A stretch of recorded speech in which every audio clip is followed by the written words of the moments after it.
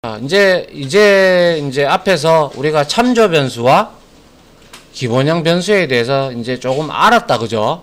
예. 조금 이따 실습을 통해서 예제를 쳐보면서 하면 더욱더 명확하게 알 수 있으니까요. 일단은 그러한 개념들만 좀 잡아두시면 될 것 같아요. 알겠죠? 예. 자, 그 다음에 이제 명명규칙이라고 해서 네임 컨벤션인데, 이제 자바를 코딩을 함에 있어서 여러분들이 조금 지켜주셔야 될 내용이 있어요. 변수를 이름을 짓는데 규칙이라는 거죠. 맞죠? 그래서 대소문자가 구별이 된다라고 제가 말씀을 드렸고요. 길이에는 제한이 없습니다. 근데 뭐 굳이 그 길이를 엄청나게 길게 하면 여러분들만 골치 아프죠. 적당한 길이로 하시면 되고요. 그래서 예를 들어서 이 true는 변수로 인식이 되고요. 이 true는 불린 값의 true로 인식이 됩니다. 알겠죠? 예, 이러한 차이점이 있다라는 거. 이게 대소문자가 구별이 되기 때문에 그렇다는 거예요. 그리고 여기에 나오는 예약어라는 게 있어요. 예를 들면 앞에서 봤던 데이터 타입, int라든지 double이라든지 이런 것들은 변수명으로 쓰면 될까요? 안 되겠죠? 예. 그런 것들이 예약어라는 거예요. 알겠죠? 예. 그리고 이 true는 아까 전에 불린 값을 나타내는 true 값이기 때문에 예약이 되어 있는 키워드예요. 그죠? 그러니까 이런 것들은 변수명으로 쓰지 말라는 거예요. 또한 숫자로 시작할 일도 없겠지만 숫자로 쓰면 안 됩니다. 알겠죠? 그리고 특수문자는 앞으로 뭐 언더바는 쓰실 텐데 뭐 달러는 굳이 뭐 말 안 해도 안 씁니다. 그리고 저랑 같이 코딩을 하시다 보면 뭐 쓸 일이 없으니까 그냥 이렇게 이거는 외울 필요도 전혀 없고 그냥 한 가지만 대소문자 구별한다. 이 정도만 여러분들이 기억을 하시면 됩니다. 알겠죠? 예. 자, 이제 권장사항인데요. 자, 명명규칙이에요. 자, 권장사항인데, 이거는 이렇게 해 주십사라고 하는 거예요. 그래서 모든 프로그래머들이, 이렇게 해달라고 같이 하고 있는 거예요. 그래서 클래스 이름의 첫 글자는 항상 대문자로 한다. 뭐 이러한 부분들도 저랑 같이 하다 보면 자연스럽게 여러분들 몸에 녹아 들어갈 겁니다. 그리고 두 번째, 여러 단어를 이름으로 할 때는 이렇게 예를 들어서 last도 한 단어잖아요. 그죠? index도 한 단어고 of도 한 단어잖아요. 그죠? 이러한 단어들을 연결해서 여러분들이 하고 싶다면 한 단어의 첫 글자는 대문자로 이렇게 해주는 게 통상적입니다. 권장사항입니다. 알겠죠? 자, 그리고 상수의 이름은 대문자로 한다 이래 나와 있는데 상수도 모르는데 무슨 이게 나왔냐 하니까 좀 그렇다, 그죠? 자, 상수는 뭘까요?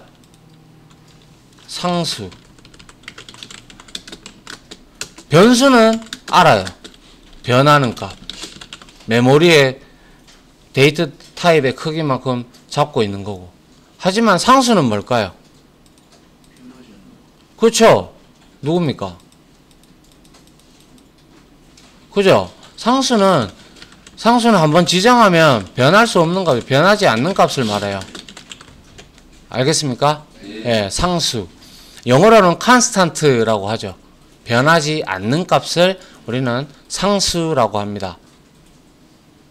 그래서 이러한 상수의 이름은 우리가 통상 대문자로 나타내는 게 원칙입니다. 아시겠죠? 자, 그래서 이제 코드를 한번 볼게요. 코드를 한번 보게 되면 자, 지금까지 우리가 배웠던 게 변수에 대한 종류들을 쭉 배웠어요. 그죠? 그래서 얘는 하나의 값을 저장하기 위한 공간 맞죠? 그리고 상수 방금 했어요. const 해서 한 번만 값을 저장할 수 있는 공간이 상수가 됩니다. 얘는 바꿀 수가 없어요. 알겠죠? 예. 그리고 literal이라는 게 나오는데요. 이 literal이라고 하는 것은 그 자체로서의 값을 의미해요. 그게 무슨 말이냐? 자, 숫자 100이 있어요. 그죠? 숫자 100이 있으면 그 100은 그 100 자체로서의 의미를 지니죠. 맞죠? 그리고 예를 들면 여기에 뭐 박상경 씨가 있으면 박상경 씨도 박상경이라는 이름 자체로서 의미를 지니죠. 맞죠? 그 자체로서의 의미를 지니는 것을 우리는 리터럴이라고 합니다. 알겠죠? 예. 그래서 여기에 보시면 자, int라든지 캐릭터라든지 스트링이라든지 자, 파이널이라든지 맥스 이런 것들은 전부 다 예약어예요. 예약어. 그럼 예약어들은 변수로 쓸 수 있다 없다? 없죠. 맞죠? 그래서 스코어에다가 100을 이렇게 넣었어요. 이거는 변수죠. 그죠? 스코어는. 맞나요? 이렇게 해서 결과론적으로 최종적으로 이 스코어에는 200이 들어가 있을 거고요. 그죠? 100에 처음에 들어갔다가 두 번째 인스트럭션 실행했을 때는 덮어 썼으니까. 맞죠? 그리고 캐릭터. 변수죠. 스트링. 얘는 뭔가요? 참조 변수죠. 근데 여기에는 new 스트링이 없다. 그죠? 그러면 얘는 그대로 리터럴 타입으로 여기에 들어가 있는 거예요. 그 자체로의 값으로. 알겠죠? 예. 그리고 이제 final int max 이렇게 돼 있어요. final은 이것도 예약어인데요. 얘는 마지막이라는 뜻이에요. 그래서 final이 붙어 있다라는 것은 마지막 값이라는 거겠죠. 맞나요? 그래서 상수가 되는 거예요. 마지막이라는 뜻이잖아요. 바꿀 수가 없잖아요. 파이널이 마지막이잖아요. 그래서 상수를 지정할 때는 파이널이라는 키워드를 이용을 하셔야 됩니다. 파이널 int max 해서 100 이렇게 값을 마지막으로 지정했는데 밑에서 max 값에다가 200으로 덮어 쓰고 있어요. 이러면 문제가 됩니까 안 됩니까? 되겠죠. 아마 상수로 지정해 놓고 왜 덮어 쓰는데? 맞죠? 문제가 된다 이거죠. 변수, 상수, 리터럴 됐습니까? 예. 자, 그리고 뭐 다른 것들은 뭐 다 우리가 해 맞는 것들이고 다 설명을 했던 건데 자, 한번 보죠. 자, 리터럴과 전미사가 있는데 리터럴은 그 자체로서의 값을 의미한다고 했어요. 그래서 자, 불린 타입은 true와 false만 지니고 있기 때문에 true가 들어갈 수가 있고 뭐 이것도 마찬가지고 이거는 제가 말씀드렸다시피 자바에서는 캐릭터가 2바이트이기 때문에 유니코드에 의거한다라고 말씀을 드렸죠. 맞나요? 그래서 이렇게 유니코드가 이렇게 들어간 거고요. 탭이고요. 그리고 바이트 127 들어갈 수 있죠. 그죠? 예. 그리고 쇼트 32767 들어갈 수 있고요. 뭐 int i 값 이렇게. 그리고 밑에 보시면 자, 이진수는 0b 101010 바이너리의 약자입니다. 바이너리가 이진수라는 뜻이죠. 그죠? 예. 그리고 여기 0 100은 8진수. 그 0x 헥사 코드. 이건 뭐 기억이 잘 안 나네. 악mon데. 여튼 8진수, 16진수고요. 그리고 여기에 전미사 봅니다. 제가 아까 전에 왜 디폴트 값이라고 했어요. 그죠? 정수형과 실수형. 디폴트 값의 정수형은 뭐죠? int가 정수형의 디폴트 값이죠. 실수형은요?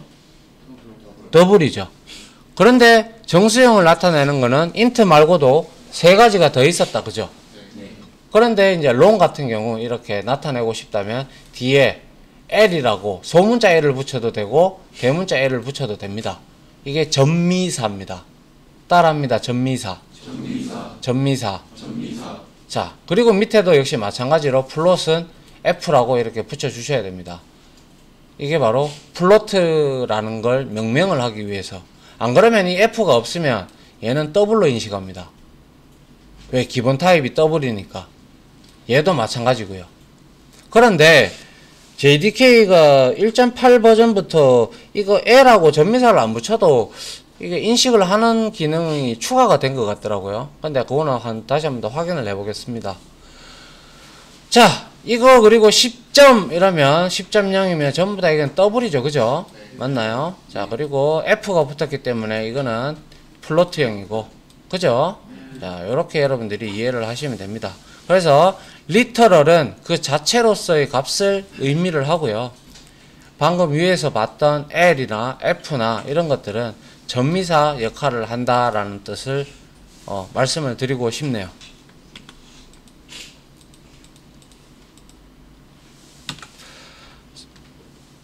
자, 그리고 이제 변수의 기본값과 초기화가 있는데요. 자, 변수의 초기화는, 변수는 처음으로 우리가 아까 전에 선언과 동시에 초기화를 했다 그랬죠. 맞나요? 이렇게 초기화를 해주는 게 원래 통상적인 원칙입니다. 이렇게. 알겠죠? 이렇게 원칙인데 우리가 뒤에 가서 제가 다시 설명을 하겠지만, 클래스 안에 들어가 있는 멤버 변수들의 값들은 우리가 굳이 이렇게 해주지 않아도 알아서 이 기본값으로 초기화가 이루어집니다. 그걸 해주는 놈이 바로 new라는 연산자인데요. 아직까지 여러분들이 이해를 안 하셔도 돼요. 나중에 클래스 들어가서 다시 재차 설명을 드릴 테니. 그래서 여기서 메서드 내에 있는 변수들은 지역 변수입니다. 로컬 베리어블이라고 하는데, 이것도 그냥 여러분들 지금은 들어두세요. 그래서 이거는 그냥 지역 변수는 무조건 초기화. 자, 따라합니다. 지역 변수는 무조건 초기화. 그렇게 개념만 알고 계십시오. 한번 봤다라는 정도만 이해하십시오. 나중에 코드로 우리가 한번 해보면 이해가 훨씬 더 빠를 거니까요. 알겠죠? 예. 그 다음에, 자, 이게 중요한데요. 자, 한번 보세요. 우리가 한 문자를 나타내기 위해서는 캐릭터를 쓴다고 했습니다. 그죠? 그래서 이게 싱글 코테이션으로 묶은 게 우리는 한자를 나타내는 캐릭터 타입이다 라고 말씀을 드린 바 있고요. 근데 A, B 이렇게 붙여버리면 이건 문제 되겠다. 그죠? 예, 두 문자잖아. 두 문자 이상이면 문자열이죠. 맞나요? 그럼 이거는 잘못됐다라는 거죠. 그러면 이걸 나타내고자 싶다면 이렇게 하라는 뜻이죠. 맞나요? 역시. 그리고 이 한 문자를 나타낼 때 이렇게 이 값을 싱글 코테이션으로 이렇게 묶어버리면 이것도 역시 에러가 됩니다. 문법 에러입니다. 하지만 스트링은 허용합니다. 아시겠죠? 요거는 조금 유심 깊게 보셔야 될 거고요. 자, 그 다음에 스트링은 내부적으로 코드가 다 구현이 되어 있기 때문에 클래스 안에서 이 플러스 연산자가 뭘 하느냐 하면요. 이 A가 이렇게 한 문자지만 이렇게 코테이션으로 묶어도 되고 더블 코테이션으로 이렇게 문자열로 칭을 해도 상관없습니다. 아시겠죠? 예. 그래서 이 플러스를 하게 되면 문자열과 문자열을 이렇게 연결을 하는 거예요. 그래서 이게 지금 숫자죠? 숫자인데 이거 문자열이에요. 그죠? 이 더하면 얘는 문자열 7이 돼버려요. 알겠습니까? 그래서 여러분들이 앞으로 이런 경우를 많이 저랑 하실 거예요. system.out.print 해서 예를 들어서 여러분들이 변수값을 A를 출력을 해요. 근데 여기에다가 A입니다 라고 출력을 해보고 싶어. 그죠? 그럼 입니다 이렇게 하면 돼요. 이렇게 하면 되는데, 이때 근데 중요한 거는 이 A는 int 타입이라고 가정을 했다면 숫자겠죠.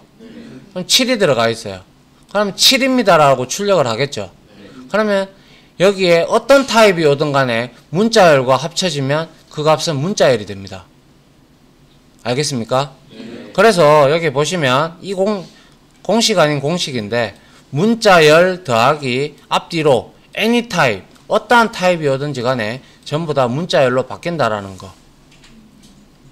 알겠습니까? 예. 문자열은 곧 뭐예요? 스트링 클래스잖아요. 스트링 타입이잖아요. 맞죠? 예. 이렇게 이해를 하시면 될 것 같고요. 자, 그리고 아까 오버플로우에 대해서 제가 설명을 드렸는데요. 자, 이제 다 왔습니다.